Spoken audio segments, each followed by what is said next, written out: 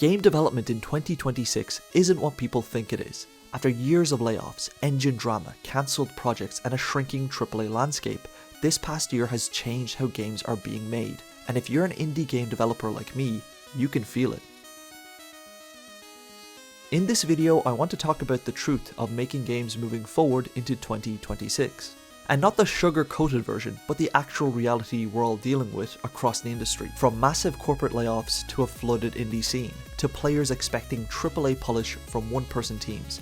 This year looks very different from even just a few years ago. But it's not all doom and gloom, because 2026 also brings some of the biggest opportunities indie developers have ever had. Let's start with the big picture, because 2025 wasn't just a rough year for game development.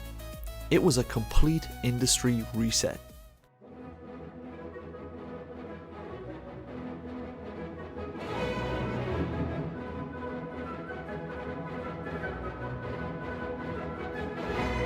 Please, no! No! No! No!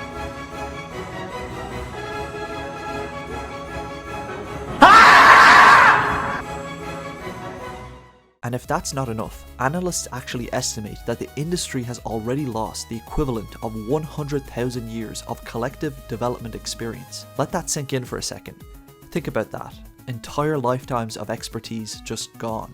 Now, this wasn't isolated to AAA studios. We saw publishers, mid-tier studios, and even indie companies shrinking or shutting down. Projects were being cancelled quietly, roadmaps changed, and teams dissolved. And behind all of this, shifting priorities toward the race for AI dominance, leading to cost cutting as both niche and big players invest in more data storage, leaving traditional game development more unstable than ever. And this instability doesn't just affect developers in studios, it affects everyone, including solo devs like me and probably you watching, but also people who play video games like general consumers, which is probably also you and me. The industry now operates in a kind of pressure cooker. There's less AAA output from the big players because so many big projects were and are being cancelled, or downsized, or even worse, suffering the fate of AI art slop. Tactical nuke incoming!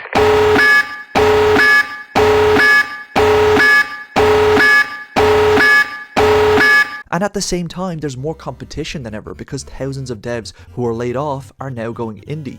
So players have this massive library of small games, but they expect AAA polish, even from one-person projects. And discoverability? That's become an absolute battlefield. Steam is more crowded, marketing is more essential, tools have become more powerful but also more overwhelming. In a strange way, all that's happened in the years preceding and coming into 2025 has made it both the hardest but also the best time to make games moving forward into 2026.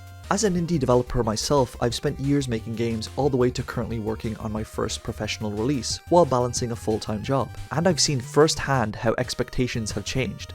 Players want unique visuals, smooth performance, meaningful world building, engaging combat, and they want it from developers who are literally just one person. What that means for being an indie dev in 2026 is the continuation of constantly juggling ambition, scope, burnout, and self-doubt, while trying to keep up with an industry that's changing faster than ever.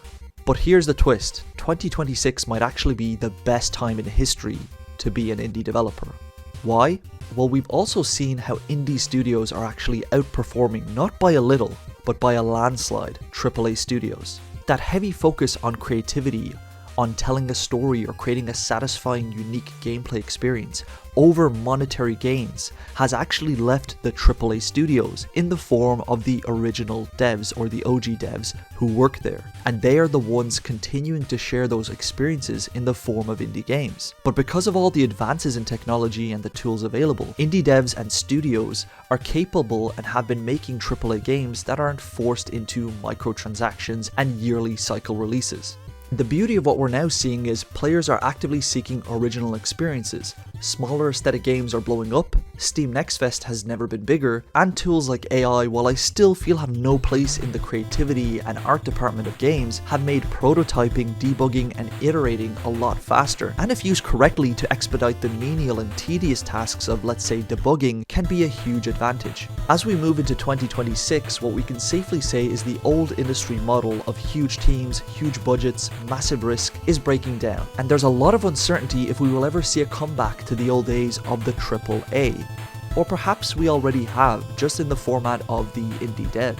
And that means the door is being opened even further for developers like us. If you have a unique vision, a skill, or a style that stands out, then 2026 is actually full of opportunity. But these are just my thoughts based on the facts and research that's out there. I'd love to hear from you, whether you just play video games or you're working on a game yourself. It'd be great to hear your thoughts. Do you think it's a great time to be an indie game developer, or do you think the industry is going to go back to what it used to be? If you enjoyed this video, guys, hit the subscribe, like, and notification buttons. And if you want to find out more about the game I'm working on, DigiGears, check out my devlog series. As always, drink some coffee, code, and I will catch you in the next one.